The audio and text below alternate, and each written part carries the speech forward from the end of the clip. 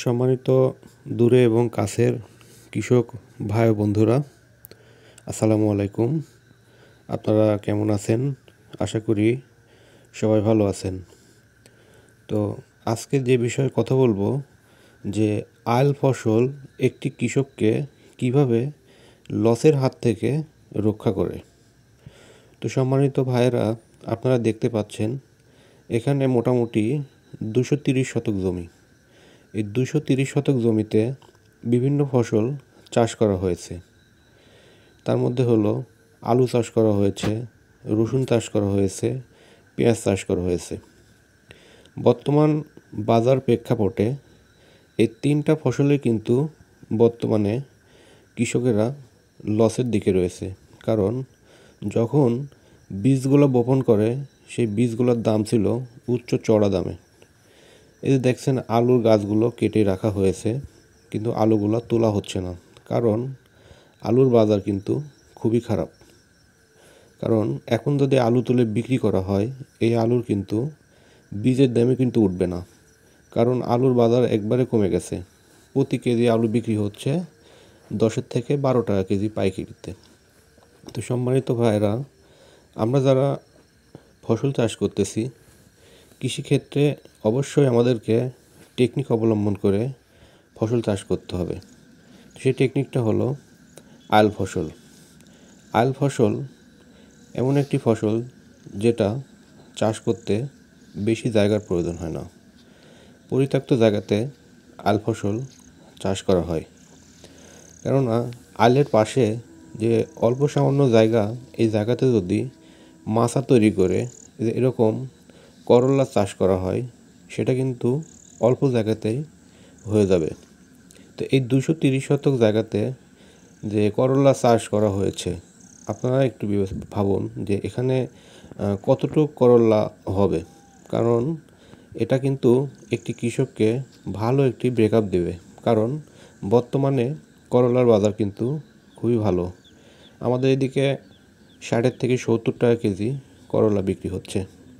তো প্রতিটা ফসল চাষের ক্ষেত্রে আমরা যদি টেকনিক অবলম্বন করে চাষাবাদ করি, তাহলে আমাদের কিন্তু লসের হাত থেকে রক্ষা করবে।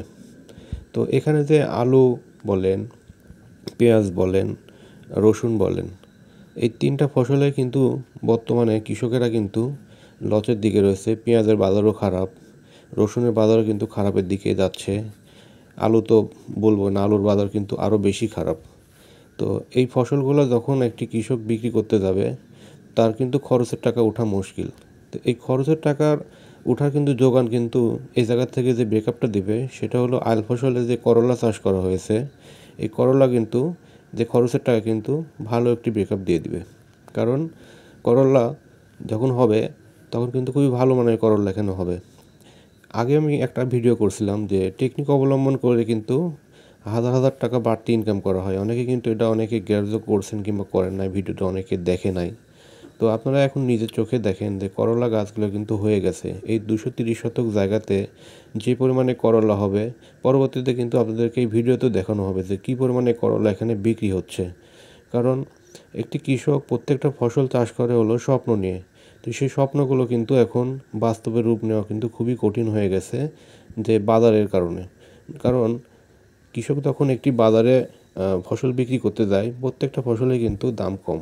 কিন্তু দেখেন এখানে সিরিয়ালভাবে মালচিং পেপার করে পেঁপেও লাগানো হয়েছে, সাথে করলা করা হয়েছে। কেননা এগুলো কিন্তু পরবর্তীতে একটি ভালো ব্রেকআপ দিবে। এই যে করলাগুলো কিন্তু এখন মোটামুটি জালি সেট আপ হয়ে গেছে, আর কিছুদিন পর থেকে এগুলো কিন্তু বাজারজাত করা যাবে। তো সম্মানিত ভাইয়েরা, আপনারা যারা ফসল চাষ করছেন, অবশ্যই এই আইল ফসলের গুরুত্বটা আপনারা দেবেন। কেননা এখানে কিন্তু বেশি জায়গার প্রয়োজন হয় না। জমিতে এটা বাউন্ডারি কাজ করতেছে প্লাস ফসলও চাষ হচ্ছে।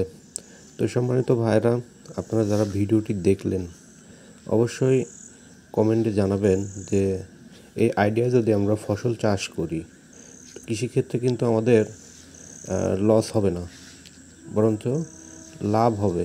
কারণ যে ফসলগুলো চাষ করা হয়েছে, এগুলো কিন্তু বেশি খরচ হয় নাই। কারণ ওই ফসলের সার সেচের সঙ্গে কিন্তু এই ফসলগুলো কিন্তু এক্সট্রাভাবে চাষ হয়ে যাচ্ছে।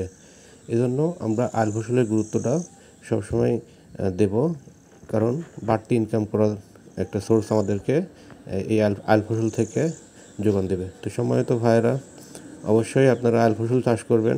তো আমার ভিডিওটি যদি ভালো লাগে অবশ্যই লাইক, কমেন্ট এবং সাবস্ক্রাইব করবেন, যাতে পরবর্তীতে আপনাদেরকে এই জমিরই